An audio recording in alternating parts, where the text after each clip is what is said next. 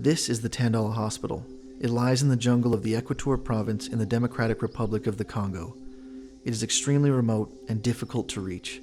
Despite that, it is the primary care facility for a population of about 1.5 million people. It is a 150-bed facility with 5 doctors. The facility was constructed under the supervision of American doctors and missionaries who were forced to flee during one of the many wars that tore through this area. Even today, there is a military presence that can be found in the surrounding towns where some rebel groups still operate. Were it not for the hard work of the doctors and staff who remained and the limited financial assistance from the church abroad, this hospital would have closed its doors years ago. It's the kind of bleak scene you see on television, a situation whose scale seems beyond us completely, and this is just one of many hospitals like it. It's hard for us to understand the kind of people who would see this and decide to just drop everything and go to the jungles of a third world country dominated by tribal religions. One of these brave few is Dr. David Stricker.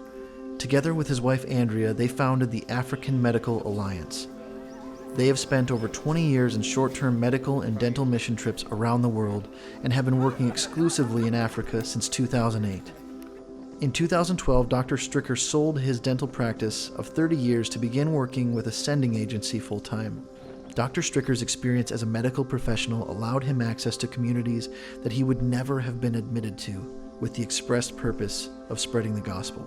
After 2 years, however, both Dave and Andrea came to realize that the most remote, rural hospitals in Africa, which serve millions of people, were continuing to struggle with inadequate facilities, poorly trained staff, and failing equipment. It was out of a desire to address these areas and advocate for the healthcare needs of the communities served by these hospitals that the African Medical Alliance was born. To help solve this healthcare crisis, the AMA has taken on a unique strategy. Rather than simply provide assets, they develop them. They work with the people already there to help build in a locally sustainable system of healthcare and information. They draw on business principles to coordinate continuing educational opportunities, provide basic supplies, equipment, and badly needed infrastructure. They also train hospital staff in policy making and developing basic procedures like inventory and accounting. They are helping to make a grassroots effort happen to equip the existing doctors across the most difficult to reach areas in Africa, and they are doing so in a way that respects those they work with and gives them hope and confidence. This has gained the attention of African governments, leading healthcare professionals, partnering NGO directors, and local community leaders. The goal is both to spread the gospel and to facilitate an overall improvement in the quality of life and care available. The AMA approaches healthcare for the individual on a comprehensive level, meaning they identify the physical, emotional, relational, and even spiritual needs of each patient. They then identify the gaps and work to close them. When Christ modeled ministry to us during his time on earth, he showed us something very important. When he reached out to people with the message of salvation, forgiveness, and love, he also cared for their physical needs, often curing them from disease or impairments. It is also important to note, though, that when he did this, he wasn't just serving that individual. In fact, all those who were with him and were a part of his ministry grew in their faith and were empowered. This is how God works and expands his kingdom. The African Medical Alliance is using precisely the model that Christ laid out, to reach those on the very fringes of a continent that is often considered a fringe in and of itself.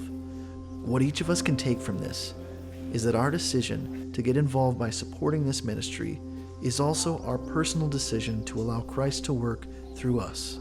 Giving to the AMA helps to fund major rehabilitations to existing hospitals that have suffered through wars, epidemics, and a difficult climate.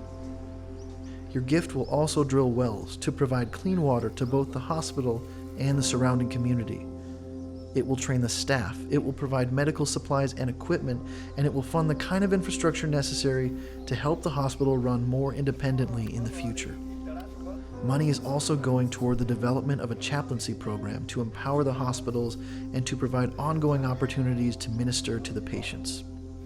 The AMA will continue to go where many others choose not to, through the jungles of Africa, meeting head-on each challenge with the expressed purpose of improving medical care in some of the most poverty-stricken places in Africa. Please consider joining this effort and partnering with the African Medical Alliance however you can.